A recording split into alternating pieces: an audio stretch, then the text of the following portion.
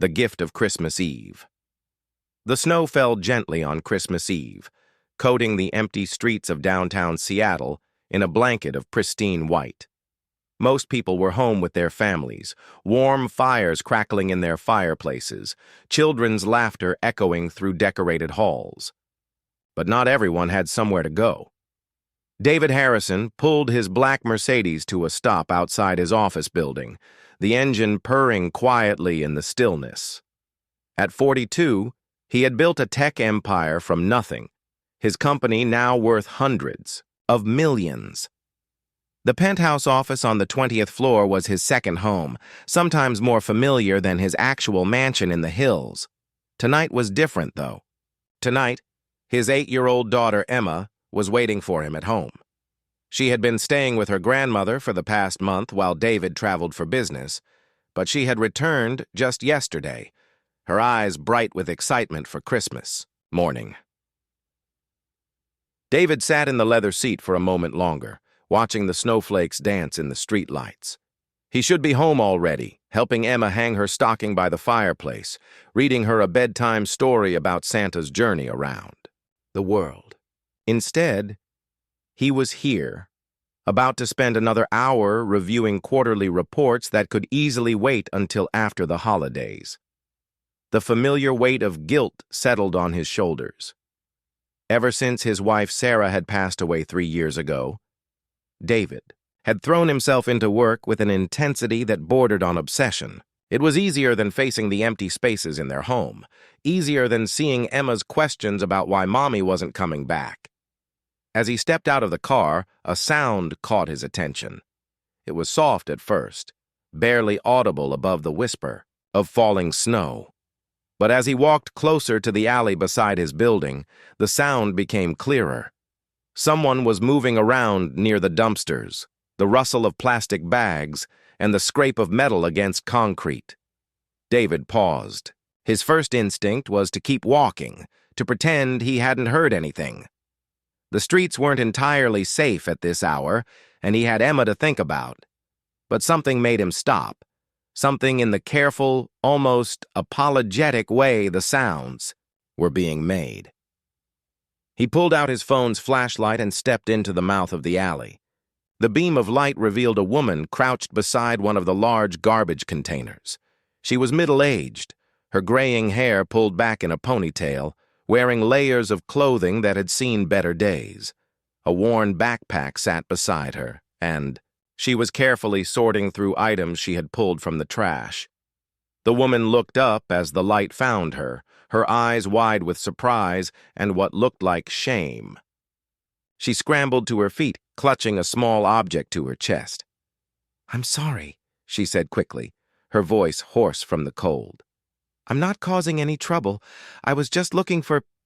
I'll leave right away." David lowered his phone, darkness settling between them again. "Wait," he said gently. "You don't have to go. I'm not going to call anyone." The woman stayed frozen in place, uncertain. In the dim glow from the streetlight, David could see that despite her circumstances, she had tried to keep herself clean. Her clothes were patched but neat, her face weathered but kind.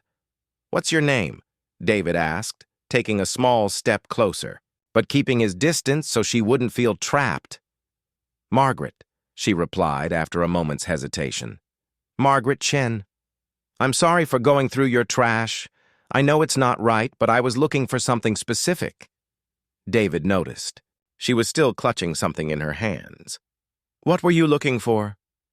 Margaret's eyes filled with tears, and for a moment she couldn't speak. When she finally found her voice, the words came out in a rush. "Wrapping paper," she whispered. "Clean pieces of wrapping paper, or maybe a small box. Anything that could make a present look proper." David felt something shift in his chest, a tightness that had nothing to do with the cold air. "A present?" Margaret nodded, tears now flowing freely down her cheeks. "For my grandson. He's staying in foster care right now, and I get to see him tomorrow morning for an hour. Christmas morning. I found this at the thrift store yesterday. She opened her hands to reveal a small toy car, bright red with silver racing stripes. It was clearly used, but it had been polished until it gleamed.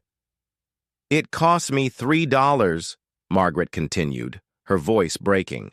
"It was all the money I had, but when I saw it, I knew he would love it. He's always talking about race cars when I call him, but I realized I don't have anything to wrap it in, and what kind of Christmas present doesn't have wrapping paper?" David stared at the small car in her weathered hands, and suddenly he was 7 years old again, watching his own grandmother carefully wrap a second-hand book in newspaper because it was all she could afford. He remembered how she had drawn little Christmas trees on the newsprint with a red pen. How proud she had been to give him something special. "Margaret," David said softly, "would you mind coming inside with me? I think I can help you with more than just wrapping paper." Margaret looked at him suspiciously. "I don't need charity, mister. I just need a piece of paper and maybe some tape." "It's not charity," David replied. "It's Christmas Eve, and I think we might be able to help each other." 20 minutes later, Margaret sat in David's luxurious office, a cup of hot coffee warming her hands. David had found a beautiful gift bag in his assistant's supply closet, along with tissue paper and ribbon. But that wasn't all he had found. "I have a daughter," David said, placing a photo on his desk where Margaret could see it. "Her name is Emma, and she's 8 years old. Ever since her mother died, I've been so focused on providing for her financially that I think I've forgotten how to just be her dad." Margaret studied the photo of the smiling little girl with dark curls and bright eyes. "She's beautiful. She looks happy. She is happy. But she deserves more than a father who works 18-hour days and thinks expensive gifts can replace time together." David sat down across from Margaret. "You spent your last $3 on a toy car because you knew it would make your grandson smile. You were digging through trash because you wanted his present to look special. That's love, Margaret. Real love." Margaret was quiet for a long moment, cradling her coffee cup. "What happened to your wife?" she asked gently. "Cancer," David replied, simply. "She died 2 years after Emma was born. I thought if I could just make enough money, build enough security, nothing bad would ever happen to us again. But I think I've been hiding from Emma instead of protecting her." Margaret nodded slowly. "Grief makes us do strange things. When my son died in Afghanistan, I couldn't handle taking care of his boy. I thought the state could do better than a broken-down grandmother. Now I see him once a month if I'm lucky, and I live in my car." The two sat in comfortable silence for a while, snow continuing to fall outside the floor-to-ceiling windows. Finally, David spoke. "Margaret, I want to offer you a job. My housekeeper just gave notice, and Emma and I could use someone who understands what really matters. Someone who knows that a $3 toy car can be worth more than all the expensive gifts in the world." Margaret looked up sharply. I'm sorry, I don't even know your name." "David. David Harrison. And yes, I'm serious. The job comes with a small apartment above the garage, full benefits, and enough salary to get yourself back on your feet, to maybe fight for your grandson if that's what you want." Margaret was crying again, but these were different tears. "Why would you do this for a stranger?" David smiled, the first genuine smile he had felt in months. "Because it's Christmas Eve, and I think Santa sent you to remind me what Christmas is really about. And because Emma needs someone in her life who understands that love isn't about how much money you spend." An hour later, David pulled into his driveway, Margaret beside him in the passenger seat. The house was dark except for the warm glow of the Christmas tree in the front window. Emma was asleep, but David knew she would be awake in a few hours, ready to discover what Christmas morning had brought. As they walked to the front door, Margaret clutched her perfectly wrapped gift for her grandson, now nestled in a beautiful bag with silver ribbon. But more than that, she carried something she hadn't felt in years: hope. David unlocked the door and they stepped inside, where the scent of pine and cinnamon welcomed them home. Tomorrow would bring new beginnings for both of them.